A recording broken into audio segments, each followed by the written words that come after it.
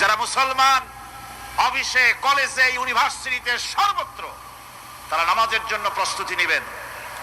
আধা ঘন্টার ভিতরে নামাজ আর খানা সেরে আবার কলেজ চলবে, বিশ্ববিদ্যালয় চলবে, কল চলবে, কারখানা চলবে, ক্যান্টনমেন্ট চলবে, সেক্রেটারিয়েট চলবে, সব আপন গতিতে চলতে থাকবে। আল্লাহর রহমত, বরকত আকাশ ফেরে নাজিল হয়ে যাবে।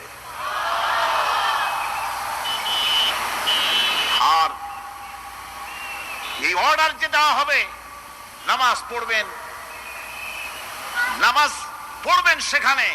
থানায় যখন আজান হবে, থানায় আজান হয়ে গেছে, থানার স্টাফ, পুলিশ যারা আছে জামাতে খাড়া হয়ে যাবে, ইমামতি করবেন ওসি সাহেব। এসপির অফিসে এসপি সাহেব ইমামতি করবেন, ডিসি সাহেব তার অফিসে ইমামতি করবেন, মন্ত্রী সেক্রেটারিয়েট ইমামতি করবেন, প্রেসিডেন্ট বঙ্গভবনে ইমামতি করবেন, বিশ্ববিদ্যালয়ের ভাইস চ্যান্সেলরের ইমামতিতে সে জায়গার মুসলমান ছাত্র ছাত্রী, শিক্ষক শিক্ষয়িত্রী এক জামাতে নামাজ আদায় করবে। এই যদি হয় চিত্র দেশের, অপরাধ থাকবে? থানায় ওসি সাহেব নিজেই যদি জামাতের ইমামতি করেন, এইভাবে নামাজ আদায় করেন পুলিশদের নিয়ে জামাতে, ঘুষ আর খাবে তারা? এসপি সাহেবের অফিসে, ডিসি সাহেবের অফিসে মন্ত্রীরা যদি ভাবে নামাজ কায়েম করে, তাহলে কি অন্যায় অপরাধ কিছু থাকবে সমাজে? থাকবে না। সালাতের বাস্তব অর্থ মানুষ বুঝে না।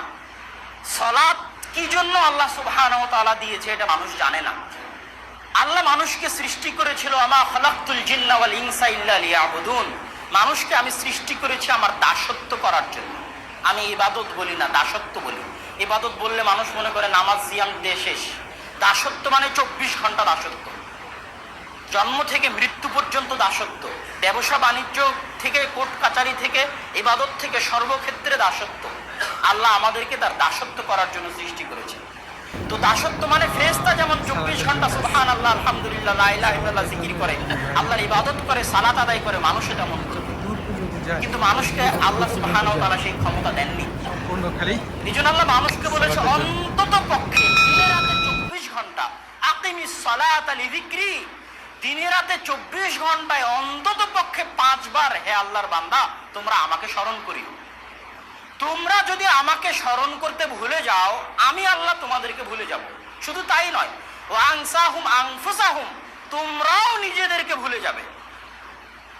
আল্লাহ আমাদেরকে ভুলে যাবে এটা তো সহজ, আমরা নিজেদেরকে কিভাবে ভুলে যাব?